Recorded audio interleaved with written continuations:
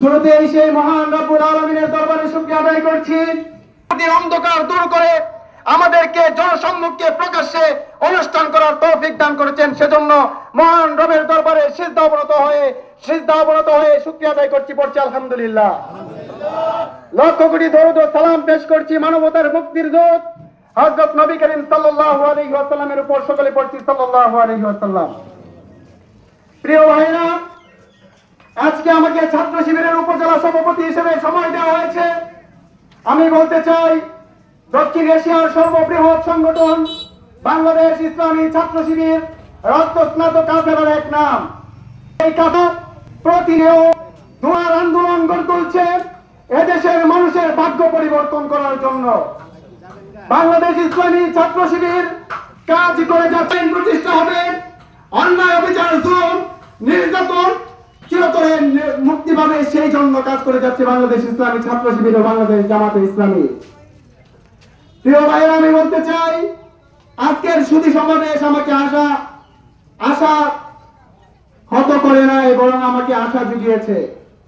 তার কারণ হচ্ছে, আপনারাও জেনে রাখুন, যে দুর্দিন কালো দিন পেরিয়ে এসেছি আমরা, তিমির আধার পেরিয়ে এসেছি, আমাদেরকে শেষ করতে পারে নাই জালিম সরকার, অত্যাচারী সরকার, আওয়ামী সরকার, ঠিক কিনা? আজকে যদি আমরা গুটি কয়েক হই, কিন্তু জেনে রাখুন, আশা রাখুন, এই আগামীর বিজয় হবে ইসলামের বিজয়, ইসলামের বিজয় এবং ইসলামের বিজয়। আগামী বিজয় হবে বাংলাদেশ জামাত ইসলামীর বিজয় ইনশাআল্লাহ।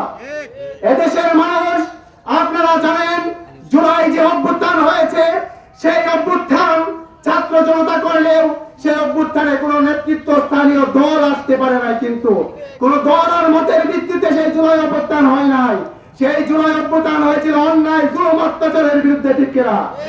আজকে বাংলাদেশের দিকে তাকালে, গোটা পৃথিবীর দিকে তাকালে আমরা একটা জিনিস আশা করতে পারি, একটা জিনিস ধ্রুবতা, যে আগামীর যে বিজয়, আগামীর যে অবশ্যম্ভাবী বিজয়, সে বিজয় আর কোনো কিছু নয়, আর কোনো তন্ত্র মন্ত্রের নয়, সেই বিজয় আল্লাহর কোরআনের বিজয়, ঠিক কিনা?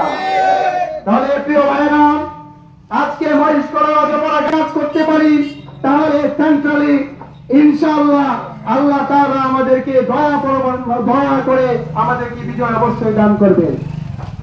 তাই আমি বলতে চাই, বাংলাদেশ জামাত ইসলামী এবং ছাত্র শিবির এই দেশে অন্যায়, জুলুম, অত্যাচারের মূলোৎপাটন ঘটিয়ে একটি সুখী সমৃদ্ধ দেশ গঠন করতে চায়, যেখানে অন্যায়, জুলুম, অবিচার থাকবে না। আপনারা কি সেটা চান না?